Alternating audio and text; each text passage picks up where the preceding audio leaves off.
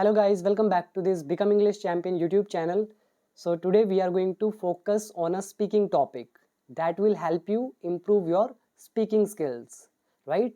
So topic is describe the stage of your life which you enjoyed the most. So आपको अपने life की एक ऐसी stage को डिस्क्राइब करना है जिसे यानी कि विच यू एंजॉयड जिसका आपने आनंद लिया द मोस्ट सबसे ज़्यादा। तो हमारी लाइफ की अलग अलग स्टेजेस होती हैं, तो आपने कौन सी ऐसी स्टेज थी जिसका सबसे ज़्यादा आनंद लिया, जैसे स्कूल लाइफ, कॉलेज लाइफ या आफ्टर कॉलेज, इस तरह से आप स्टेजेस में बांट सकते हैं। So this is the topic, right? and you have to watch this video till end so that you can grab some ideas, because when we want to improve our speaking skills we need to have more and more ideas to express ourselves, right? So ideas बहुत ज़रूरी होते हैं, ideas नहीं होंगे तो आप बोल भी नहीं पाएंगे। so इसके लिए आपको ज़्यादा से ज़्यादा इस तरह की वीडियोस वॉच करनी है, आइडियाज़ आपको गैदर करने हैं, फिर अपनी क्रिएटिविटी लगाकर अपने आप को एक्सप्रेस करना है वाइल स्पीकिंग, राइट? सो ये है आज का टॉपिक हमारा, तो मैं अभी एक्सप्लेन करता हूँ। और ये आइल्स का टॉपिक है एक्चुअली, जैसे आइल्स IELTS, तो ये जो होता है इसमें स्पीकिंग मॉड्यूल होते हैं, तो वहीं से मैंने ये टॉपिक लिया है। तो इस तरह से आपसे पूछा जाता है कि चलो भाई डिस्क्राइब करो अपनी लाइफ का सबसे एन्जॉयबल मोमेंट या जो भी स्टेज था। फिर आपको ये चीज़ें इंक्लूड करनी पड़ती है, अभी एक्सप्लेन करता हूँ। तो ये सारा फिर आपको बोलना पड़ता है, ठीक है? कभी भी क्रैम नहीं करना है, रट्टा मारोगे एग्ज़ाम में भूल जाओगे, ठीक है? अपनी इंग्लिश को इम्प्रूव करो, रूल्स को इम्प्रूव करो। And for your kind information, I have already taught all the rules and grammatical concepts of the English language. If you are interested in learning all those things, you can simply join my 1-year course in Become English Champion app. So app you can download from the Play Store, or link is given below in the description box. So after watching this video, you can join my course and learn all the concepts of the English language, right? So ये है topic हमारा कि stage को of your life, अपनी life के उसको describe करो, मतलब वर्णन करो, विच, जिसे, ये विच रिलेटिव प्रोनाउन है हमारा, यू एंजॉयड, जिसको आपने एंजॉय किया यानी कि आनंद लिया, जिसका आपने द मोस्ट सबसे ज़्यादा। तो ये जो टॉपिक है इसमें आप क्या कहेंगे, यू शुड से, क्या क्या बोलना है, व्हाट योर एज वॉज, आपकी उम्र क्या थी उस टाइम, तो ये पॉइंट आपको इंक्लूड करना है। हाउ यू एंजॉयड इट, आपने इसे कैसे एंजॉय किया, तो ये आप बताएंगे कि आपने कैसे कैसे एक्टिविटीज़ करी, क्या क्या करते थे आप उस time. Third, where you lived, मतलब कहाँ पे रहते थे, पेरेंट्स के साथ रहते थे, अकेले रहते थे, हॉस्टल में रहते थे, किस तरह से, वो चीज़ आप एक्सप्लेन कर सकते हैं। तो ये 3 पॉइंट आपको इंक्लूड करने हैं।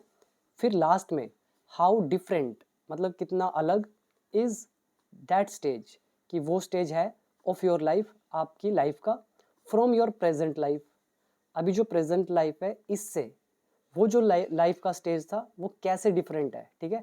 How different is that stage of your life, ये सारा सब्जेक्ट, और ये अदर वर्ड इज लगा हुआ है, ये WH फैमिली, तो किस तरह से अलग है अभी प्रेजेंट की लाइफ आपकी उस स्टेज ऑफ लाइफ से। तो ये पॉइंट आप 4 इंक्लूड करेंगे आपकी स्पीकिंग में। और अगर आपको मैं एक आइडिया दूं, जैसे मान लो आप में से कुछ होंगे जो आइल्स का एग्ज़ाम देना चाह रहे होंगे, वो क्या कर सकते हैं, जैसे ये 4 पॉइंट है, आपको बोलते टाइम याद नहीं आ रहा कि मुझे एज भी बतानी है, कैसे एंजॉय किया, कैसे रहे, कैसे अलग है, नहीं समझ में आता, पॉइंट भूल जाते हो, सिंपली एक लॉजिक मतलब एक टेक्निक अप्लाई करो।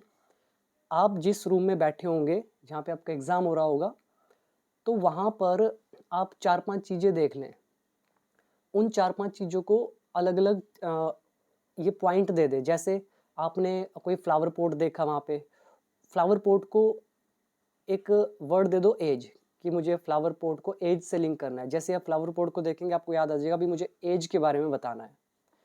फिर दूसरा पॉइंट है एन्जॉय, कैसे एन्जॉय किया, तो इसमें क्या करेंगे, वहाँ पे मान लो आपके टीचर सामने बैठे हैं, या टेबल है, पेन है, कोई भी चीज़ है, या कोई टॉय पड़ा है, कुछ भी है, तो उसको नाम दे दो एन्जॉय, ठीक है? आपने टॉय देख लिया, उसको दे दिया एन्जॉय, तो टॉय से याद आ गया देखते ही एन्जॉय कैसे किया, तो आप उसको एलेबोरेट कर दें। फिर आप देख लें दरवाजे को या चेयर को, उसको लिंक कर दे लीव से, रहने से, तो उसको देखते ही आपको रहना याद आ जाएगा। फिर लास्ट में अलग कैसे था, ऐसे आप लिंक करके, मतलब आप पॉइंट हो नहीं सकता कि आप भूल जाएं, ठीक है। तो ये चीज़ का ध्यान रखिएगा। So now let's begin with the answer. So आप आंसर कैसे देंगे? One of the most enjoyable and memorable stages of my life was, ठीक है। तो कह रहे हैं जो मेरी लाइफ की स्टेजेस हैं, माई लाइफ, मेरा जीवन, ऑफ मतलब काकी के, ये उल्टा पड़ा जाता है, मेरी लाइफ के स्टेजेस, ठीक है, जो चरण है मेरे जीवन के, तो ये स्टेजेस ज़्यादा, उनमें से कह रहे हैं वन, उनमें से जो एक है, और कैसा, ये मोस्ट एंजॉयबल, सबसे ज़्यादा आनंदमय, मेमोरेबल, यादगार, वॉज था। तो कह रहे हैं मेरे जीवन के जो सबसे, मेरे जीवन के जो सबसे ज़्यादा आनंदमय और यादगार चरण है, उनमें से वन, वॉज था। कौन सा था उनमें से एक? When I was about 20 years old, जब मैं लगभग 20 साल का था, एंड और इन कॉलेज, और मैं कॉलेज में था। इतना बोल सकते हो। अलग अलग वेज हैं बहुत सारे, आप कुछ और भी बोल सकते हैं कि I vividly remember those memorable days of my life when I was 20 years old and in college. So ऐसे आप बोल सकते हैं, ठीक है। और भी अलग अलग वेज जैसा आपके दिमाग में आता है। तो यहाँ तक समझ में आया कि मेरे जीवन का जो सबसे ज़्यादा जो एंजॉयबल और यादगार स्टेजेस थी, उनमें से एक थी जब मैं 20 साल का था और कॉलेज में था। इवन टुडे, आज भी, तो इवन टुडे क्यों यूज़ करा? एम्फेसाइज के लिए, जोर देने के लिए। इवन टुडे, आज भी। आई रिमेंबर, मैं याद करता हूँ। प्रेजेंट इंडेफिनेट टेंस, किसको याद करता हूँ? माई कॉलेज डेज को, अपने कॉलेज के दिनों को, विद नोस्टैल्जिया, नोस्टैल्जिया के साथ। अच्छा वर्ड है ये, आपको अपनी स्पीकिंग में इंक्लूड करना है। देखिए सिंपल तो आप इंग्लिश बोल लेंगे, ठीक है, अगर प्रैक्टिस की होगी, लेकिन उसको कैसे ब्यूटीफाई करना है, कैसे और ज़्यादा इफेक्टिव बनाना है, how we can make our language effective, we can make our language effective by adding some appealing words, right? So nostalgia is an appealing word you can include in your speaking. nostalgia का मतलब समझे पहले, इसको मैं highlight कर देता हूँ। nostalgia का मतलब होता है यादें, और ये यादें कैसी होती है? जब हम अपने हैप्पी टाइम्स को, पास्ट हैप्पी टाइम्स, जो भी पास्ट का खुशी वाला समय होता है, जब हम उसको याद करते हैं तो हमें क्या होता है? प्लेजर मिलता है, आनंद मिलता है, और साथ ही साथ सैडनेस भी मिलती है। तो ऐसी यादें जिसमें हमें उनको याद करके आनंद मिलता है और साथ ही साथ उदासी भी आ जाती है, उसको बोलते हैं नोस्टैल्जिया, राइट। जब आप कॉलेज के डेज या स्कूल के डेज को याद करते हैं तो आपको बड़ी खुशी होती है, फिर आप उसको मिस करने लगते हैं, यानी कि सैडनेस भी आ जाती है, तो हम बोलते हैं विद नोस्टैल्जिया। याद रखिएगा। तो इवन टुडे, आज भी मैं याद करता हूँ अपने कॉलेज के दिनों को, ठीक है, विद नोस्टैल्जिया, मतलब एक ऐसी आनंद के साथ और उदासी के साथ। तो यहाँ तक वर्ड एक बार याद कर लो। एन्जॉयबल, एन्जॉय करने वाले, ये एक एडजेक्टिव है। मेमोरेबल, यादगार, अगेन एक एडजेक्टिव है। और ये हमारा वन ऑफ का कॉन्सेप्ट है। वन ऑफ, जब भी वन ऑफ लगा होता है यहाँ पे, तो ये प्लूरल होता है, जैसे स्टेजेस, इनमें से एक। आगे देखते हैं। दैट वॉज अ टाइम, वो एक समय था, इन माई लाइफ, मेरे जीवन में। तो वो एक समय था मेरे जीवन में, व्हेन आई लिव्ड, जब मैं जिया, विद मैक्सिमम रिसोर्सेज, मतलब सबसे ज़्यादा साधनों के साथ, एंड मिनिमम रिस्पॉन्सिबिलिटी, और कम से कम जिम्मेदारियों के साथ। तो वो टाइम कैसा होता है स्कूल में या कॉलेज में? उतनी रिस्पॉन्सिबिलिटी नहीं होती आपके ऊपर, और एंजॉय करने के लिए बहुत रिसोर्सेज होते हैं, जिम्मेदारियां नहीं होती, है ना। तो वही कह रहे हैं कि दैट वाज अ टाइम, वो एक समय था, इन माय लाइफ, मेरे जीवन में, व्हेन आई लिव्ड, जब मैं जिया, विद मैक्सिमम रिसोर्सेज, मतलब बहुत सारे साधनों के साथ, एंड मिनिमम रिस्पॉन्सिबिलिटी, और कम से कम जिम्मेदारियों के साथ। आगे क्या लिखा है? और ये टेंस कौन सा है? देखिए, व्हेन कनेक्टर यूज हो रहा है हमारा, ये हमारा कॉम्बिनेशन है, पास्ट कॉम्बिनेशन। टाइम यहाँ पर नाउन है, दैट यहाँ सब्जेक्ट का काम कर रहा है। तो ये चीज़ें मुझे अभी बताने की ज़रूरत नहीं है, बिकॉज आप अभी स्पीकिंग लेवल पर हैं, तो ऑलरेडी ये सारी चीज़ें ऑलरेडी सीख चुके हैं. So now let's move on to the next sentence. So it goes like this: the freedom and independence. कह रहे हैं जो आज़ादी है, फ्रीडम, एंड इंडिपेंडेंस, और जो स्वतंत्रता है, आई हैड, जो मेरे पास थी. सो आज़ादी और स्वतंत्रता, आई हैड, जो मेरे पास थी, एट दैट एज, उस उम्र में, वर एक्सलरेटिंग, वो अद्भुत थी. एक्सलरेटिंग बहुत प्यारा वर्ड है, मतलब होता है अद्भुत. ठीक है, और ये आई हैड पोजेशन का यूज़ है. तो द फ्रीडम एंड इंडिपेंडेंस, इसको शुरू में लिख दिया जोर देने के लिए, बिकॉज स्पीकिंग में हम पहले वो बोलते हैं जिस पर हमें जोर देना होता है, एम्फेसाइज करना होता है. सो स्पीकिंग करते टाइम जरूरी थोड़ी आप सब्जेक्ट से शुरू करेंगे हर सेंटेंस को, आप अदर वर्ड भी पहले लगा सकते हैं, तो उनको जोर दे रहे हैं. जैसे द फ्रीडम एंड इंडिपेंडेंस आपने बोल दिया, फिर आप सोच रहे हैं कि अब कैसे सेंटेंस जोड़ूं, फिर बोलते हैं कि जो मेरे पास था, आई हैड, उस उम्र में, एट दैट एज, वो कैसा था, वर एक्सलरेटिंग, अद्भुत था. तो यहाँ दो चीज़ों की बात हुई, इसीलिए लगा दिया वर. तो यहाँ पर अगर पूरा सेंटेंस देखा जाए, द फ्रीडम एंड इंडिपेंडेंस, ये सब्जेक्ट है, इसकी हेल्पिंग वर्ब है वर, और फिर एक लगा हुआ है एडजेक्टिव, एक्सलरेटिंग. और ये जो है आई हैड से लेकर दैट एज तक, यहाँ पर आप रिलेटिव प्रोनाउन लगा सकते हैं. The freedom and independence that I had, जो मेरे पास थी, अब दैट को रिमूव कर दिया, सिंपली बोल दिया आई हैड. ठीक है, यहाँ रिलेटिव प्रोनाउन का कॉन्सेप्ट होगा, एडवांस में रिमूव कर दिया जाता है. तो वर्ड याद करें पहले, एक्सलरेटिंग, अद्भुत. और इसके अंदर से आपको कुछ अगर सीखना है, याद करना है, तो आप याद कर सकते हो maximum resources and minimum responsibilities. तो जब मैं तैयारी करता हूँ तो मैं कैसे करता हूँ, कुछ कुछ जो मुझे अच्छा लगता है कि यार ये वाला वर्ड अच्छा है या पूरा फ्रेज़ अच्छा है, तो मैं उसको लिख लेता हूँ. और जब उस तरह का कोई टॉपिक या उस तरह की बात आती है, so I try to use such expressions in my speech. So मैं यूज़ करूँगा आज के बाद maximum resources and minimum responsibility. School life की बात करोगे तो याद करो, बहुत ज़्यादा साधन है एंजॉय करने के, रिस्पॉन्सिबिलिटी कम है, और बड़ी एज में उल्टा हो जाएगा. ठीक, तो आगे देखते हैं. My days were filled with, मेरे जो दिन थे, वर फिल्ड विद, वो भरे हुए थे. किससे भरे हुए थे, कॉलेज एक्टिविटीज़, कॉलेज में जो भी एक्टिविटीज़ होते हैं उनसे भरे हुए थे. और हैंगिंग आउट विद फ्रेंड्स, दोस्तों के साथ घूमने से भरे हुए थे. हैंग आउट क्या होता है, घूमने जाना है ना, दोस्तों के साथ बाहर गेड़ी वगैरह मारना, हैंग आउट. तो उससे भरा हुआ था मेरा दिन. एंड और एक्सप्लोरिंग न्यू इंटरेस्ट, और जो नई रुचियाँ हैं, नए इंटरेस्ट हैं, नए काम हैं, उनको खोजने में. तो इन सब चीज़ों से मेरा क्या था, डेज भरे हुए थे. तो उम्मीद करता हूँ ये क्लियर हुआ. अब ये देखिए विद लगा हुआ है, तो विद की वजह से देखिए यहाँ हैंग आउट नहीं, आईएनजी लगा दिया, क्योंकि प्रेपोजिशन के बाद आईएनजी लगाते हैं. कोमा लगा हुआ है, इसका मतलब है हैंग आउट के साथ भी विद है, तो विद बार बार तो लिखेंगे नहीं. ऐसे ही एंड लगाकर एक्सप्लोर लिख दिया, तो आईएनजी यहाँ भी लगाना पड़ेगा. आगे लिखा है स्पेंडिंग टाइम विद फ्रेंड्स, दोस्तों के साथ समय बिताना, वॉज, वो था, अ क्रूशियल एस्पेक्ट, एक अति महत्वपूर्ण पहलू.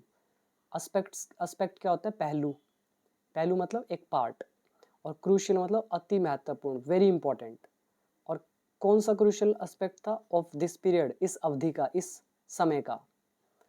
तो दोस्तों के साथ समय बिताना सबसे ज़्यादा महत्वपूर्ण पहलू था इस समय का. मतलब आप यहाँ एस्पेक्ट क्यों यूज़ करें, आपको छोटी सी चीज़ बता दूँ.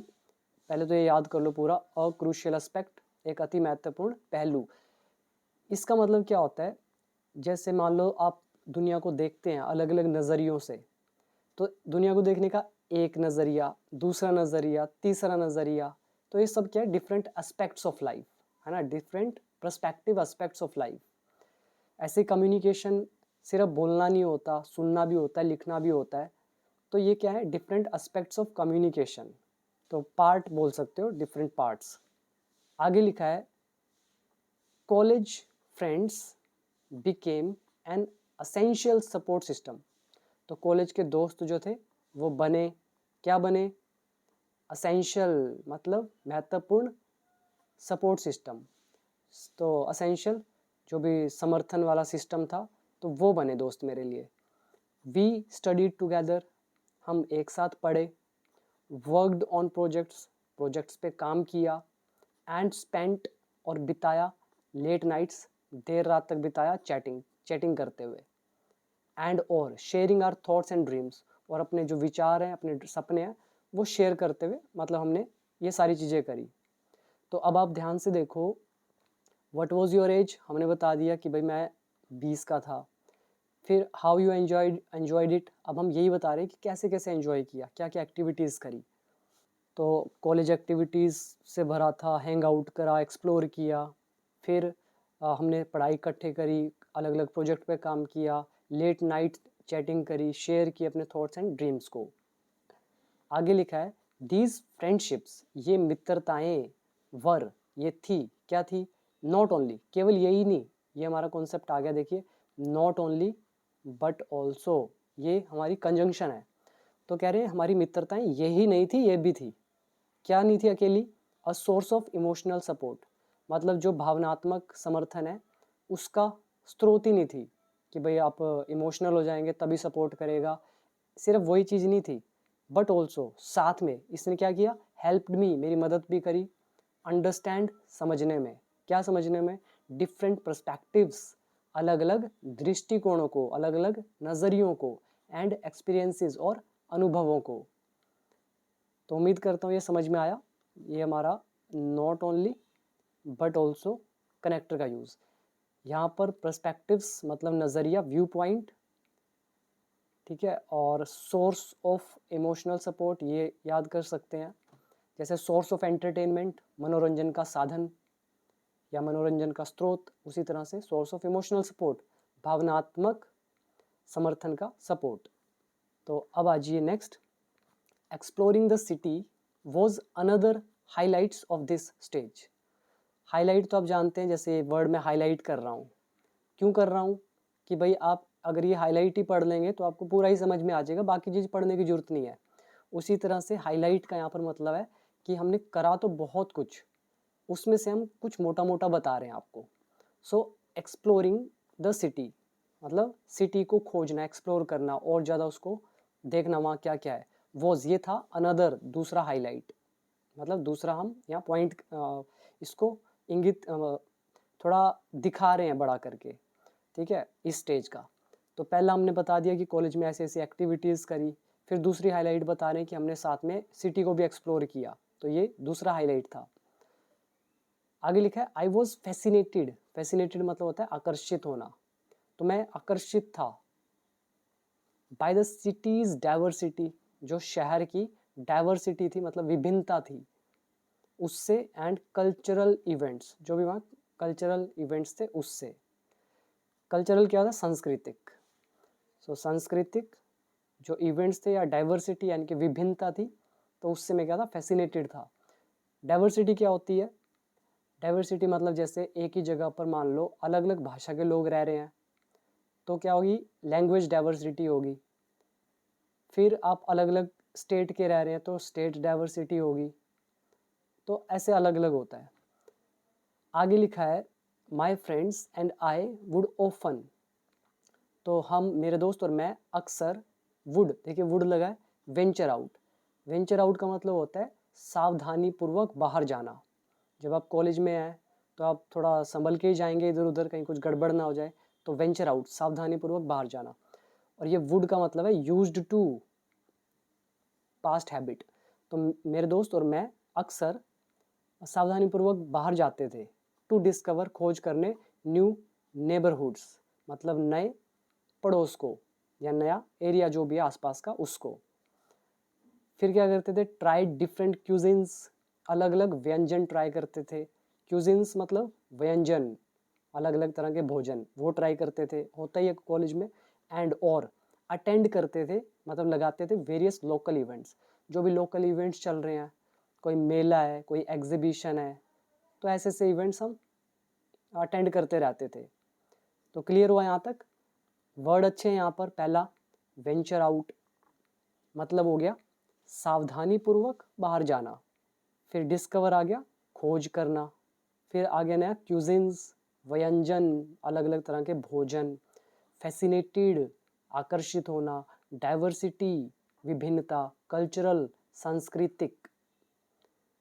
तो यही थे, अब आज ये आगे दीज एडवेंचर्स, ये जितने भी एडवेंचर्स हैं मतलब रोमांच, एडवेंचर बोलते हैं रोमांच को, एडिड अ लेयर, लेयर क्या होती है, परत, जैसे धरती है, धरती की 3 लेयर है, क्रस्ट, मेंटल, कोर, तो उसी तरह से ये जो एडवेंचर हैं इन्होंने ऐड करा, जोड़ा लेयर को, कौन सी layer, of excitement and spontaneity.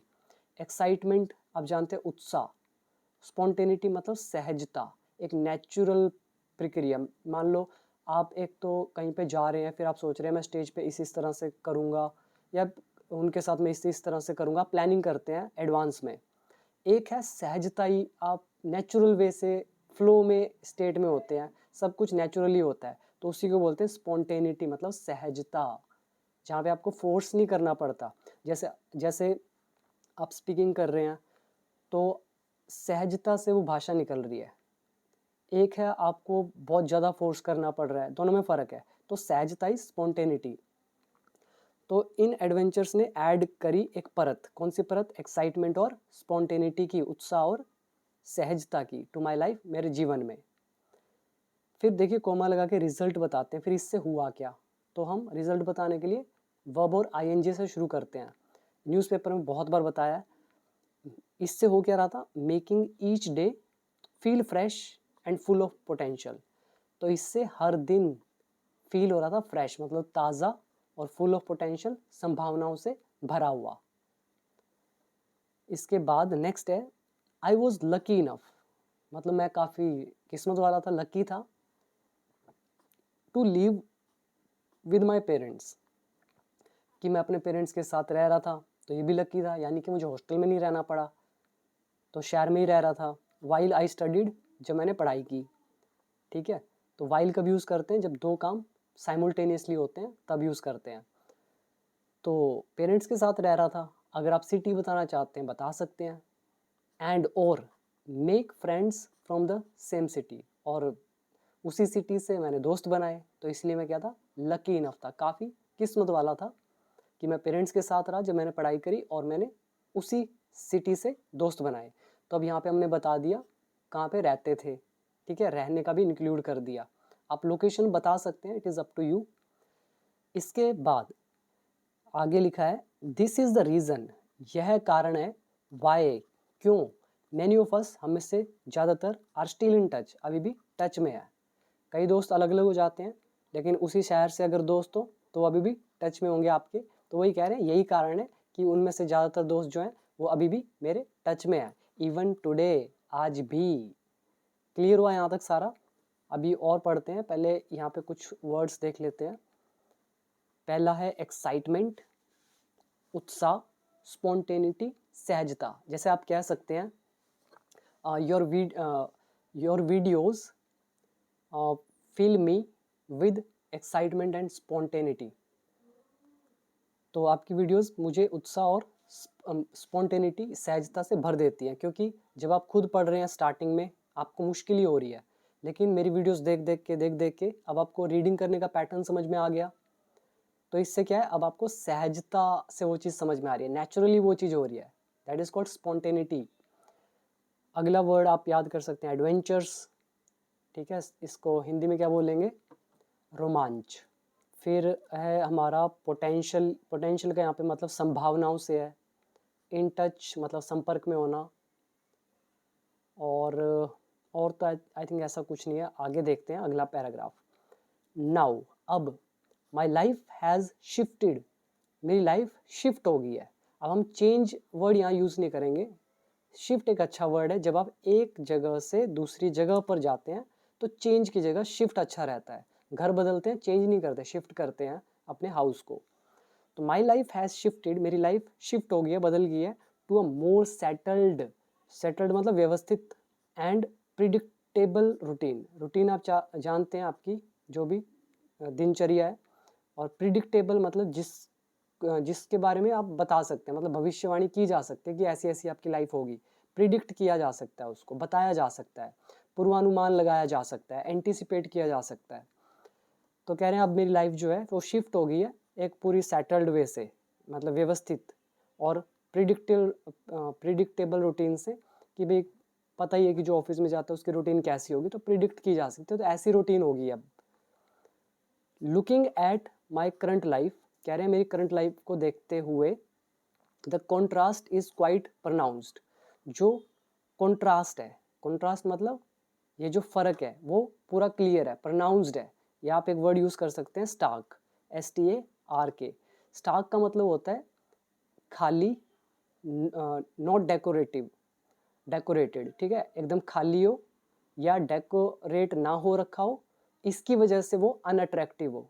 खालीपन और वो डेकोरेशन उस पर नहीं हो रखी, तो उसकी वजह से क्या होगा, वो अट्रैक्टिव नहीं लगेगा, तो उसको बोलते हैं स्टार्क।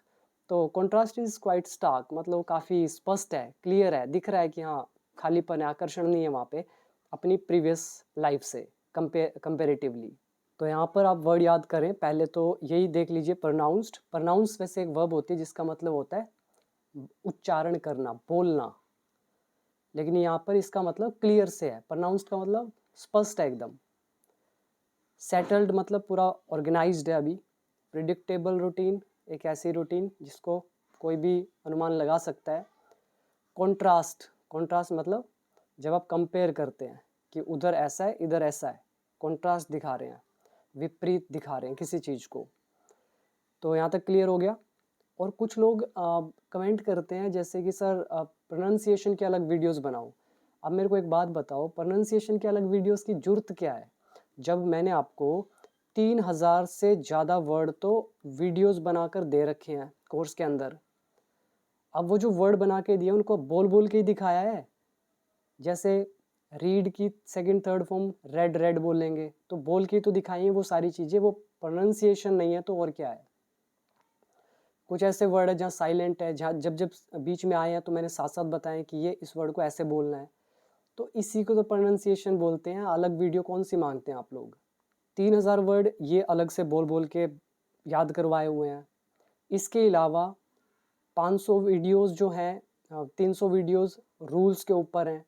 उन रूल्स में हर रूल के अंदर 20-20, 30-30, 40-40 सेंटेंस हैं। तो उन 40-40 सेंटेंस को रीड कर रखा है, तो वो भी तो पता चल रहा है वर्ड को कैसे बोलना है। उसके अलावा इतनी सारी वीडियोस मैंने न्यूज़पेपर की पढ़ पढ़ के दिखाई हैं, उनमें भी तो हर वर्ड को पढ़ा है, तो किस तरह से मैं पढ़ रहा हूँ वही तो प्रोनाउंसिएशन है। तो पता नहीं आप कौन सी प्रोनाउंसिएशन खोजते हैं, मेरे को तो समझ नहीं आता। ठीक है, ये वही लोग होते हैं जिनको कुछ आता नहीं है, कुछ समझ नहीं होती है, उनको लगता है कोई शॉर्टकट मिल जाएगा। ऐसा होता नहीं है। बाकी आप मानेंगे नहीं तो परेशान तो होंगे ही। मैं आपको बोलता हूँ बार बार रूल सीख लो, वीडियोस देख लो मेरी, नहीं देखोगे तो पूछते रहो, एक दिन में तो कुछ होगा नहीं। एनीवेज आगे बढ़ते हैं। आगे लिखा है तो हमने शिफ्ट किया, मतलब लाइफ शिफ्ट हो गई है सेटल्ड और प्रिडिक्टेबल रूटीन में, और करंट लाइफ को मतलब प्रेजेंट लाइफ को देखते हुए कॉन्ट्रास्ट मतलब ये जो डिफरेंस है, ठीक है, कॉन्ट्रास्ट डिफरेंस है वो क्वाइट मतलब काफ़ी स्टार्क है या प्रोनाउंस्ड है या क्लियर है। नाउ अब माई लाइफ रिवॉल्व्स, रिवॉल्व मतलब घूमना, मेरा जीवन घूमता है, प्रेजेंट इंडेफिनिट, अराउंड, किसके अराउंड घूमता है, स्टेबिलिटी मतलब स्थिरता, अब वैसे ही स्थिरता है मतलब उससे ज़्यादा कुछ एक्टिविटीज़ नहीं होंगी, एंड रिस्पॉन्सिबिलिटी और जिम्मेदारियाँ, तो मेरा जीवन स्थिरता और जिम्मेदारियों के अराउंड घूमता है। प्रोफेशनल ड्यूटीज़, जो ये पेशेवर जो ड्यूटीज़ हैं, कर्तव्य हैं, एंड पर्सनल कमिटमेंट्स, और जो मेरे व्यक्तिगत प्रतिबद्ध है, यानी कि जैसे आप कमिटमेंट कर लेते हैं कि मुझे ये काम करना ही करना है, ऐसे जो पर्सनल कमिटमेंट्स है, हैव बिकम सेंट्रल, वो केंद्र बन गए हैं। किस चीज़ का केंद्र, टू माई डेली रूटीन, मेरी डेली रूटीन के, मतलब ये तो सेंट्रल पार्ट है, ये तो होना ही होना है। वर्क काम, फाइनेंशियल ऑब्लिगेशंस मतलब वित्तीय दायित्व, फाइनेंशियल आप जानते हैं मनी रिलेटेड, ऑब्लिगेशंस मतलब दायित्व, जो ऑनस होता है, दायित्व, रिस्पॉन्सिबिलिटी, जिम्मेदारी, कर्तव्य। तो जो फाइनेंशियल ऑब्लिगेशन है, जो कर्तव्य हैं, एंड अदर एस्पेक्ट्स, और जो अलग डिफरेंट पहलू हैं, किसके पहलू, ऑफ एडल्ट लाइफ, एक एडल्ट लाइफ के, हैव रिप्लेस्ड, उसने रिप्लेस कर दिया है, मतलब बदल दिया है, एक्सचेंज कर दिया है। किसको रिप्लेस, एक्सचेंज नहीं कहेंगे, रिप्लेस हटा देना, तो हटा दिया है किसको, द स्पॉन्टेनिटी, सहजता को, एंड केयर फ्री नेचर को, मतलब बेफिक्री वाला नेचर, केयर फ्री नेचर, बेफिक्री वाला नेचर ऑफ कॉलेज का। तो कॉलेज में आप क्या थे, केयर फ्री नेचर था, स्पॉन्टेनिटी थी, सहजता थी, तो उसको क्या किया है, रिप्लेस कर दिया है किसने, वर्क ने, फाइनेंशियल ऑब्लिगेशन ने, अदर एस्पेक्ट्स ने। काम करना भी अब जरूरी है और फाइनेंशियल वो भी हेल्प चाहिए, देना पड़ेगा, और अलग जो है दूसरे कर्तव्य वो भी निभाने पड़ेंगे। तो अब केयर फ्री नहीं रहा, सहजता नहीं रही। तो ये हमने बता दिया कि कैसे हमारी लाइफ अलग हो गई है वो और अब वाली। तो यहाँ पे वर्ड आप याद कर सकते हैं, सेंट्रल टू मतलब केंद्र हो जाना किसी का, स्टेबिलिटी स्थिरता, रिवॉल्व्स घूमना, रिस्पॉन्सिबिलिटी कर्तव्य, कमिटमेंट वचनबद्धता, फाइनेंशियल ऑब्लिगेशंस जिसको बोलते हैं वित्तीय दायित्व, एस्पेक्ट्स पहलू, स्पॉन्टेनिटी सहजता, रिप्लेस बदल देना, केयर फ्री नेचर बेफिक्री वाला नेचर। तो उम्मीद करता हूँ कि ये आपको सारा समझ में आया। वीडियो कैसी लगी ज़रूर बताइएगा, और जो भी आइल्स की तैयारी कर रहे हैं या जो लोग अपनी स्पीकिंग इम्प्रूव करना चाहते हैं उनके साथ ये वीडियो शेयर जरूर कर दीजिएगा, so that they can also be benefited through my videos. So you all are requested to join my 1 year course if you think your grammatical concepts are not up to the mark, because I think without rules, without having number of concepts in your mind, you can't express yourself with creativity. So for creativity you need to have command over different grammatical concepts and rules. So बार बार बोलता हूँ तो उसके पीछे reason है। अगर आप मेरे को कोई भी एक सेंटेंस दोगे ना, मतलब एक सिंपल वर्ड दे दो मुझे, जैसे यही वाला टॉपिक है, तो अगर मेरे को कोई भी वर्ड दे दोगे और कहोगे इस वर्ड पर एक सेंटेंस बना दो और वो इस टॉपिक से लिंक्ड होना चाहिए, मैं सिंपली बना सकता हूँ, ठीक है, सिंपली कुछ भी दे दो मुझे। और मैंने एक बार लिख दिया ना, आप पेपर में कोई काम कोई वर्ड लिखते हैं, आप सोचते हैं कि मैंने 2 वर्ड लिख दिए, ये तो गलत हो गए, फिर आप उसको काटते हैं। मैं कभी काटता ही नहीं हूँ, मैंने जो लिख दिया चाहे वो कुछ भी लिख दिया हो, अब मैं उसी से सेंटेंस बना देता हूँ, रीज़न बीइंग कि मेरे कॉन्सेप्ट्स कवर हैं, ठीक है। मैं कभी भी काटता नहीं हूँ, मेरे पेपर अभी तो नहीं देख सकते, कभी भी काटता नहीं था, दोस्त मेरे काटते रहते थे, और मैंने जो लिख दिया उसी से मैं सेंटेंस को फॉर्म कर देता था, और बिल्कुल according to the sense of the sentence. So ये चीज़ आपको सीखनी पड़ेगी, और इसके लिए मेहनत लगेगी, समय लगेगा, पेशेंस लगेगा, हार्डवर्क लगेगा, राइट। तो बाकी देख लीजिए आप। So thank you so much. Video कैसी लगी ज़रूर बताइएगा। इसके बाद अगली वीडियो में मिलेंगे एक और स्पीकिंग टॉपिक के साथ। अभी दीजिए इजाज़त।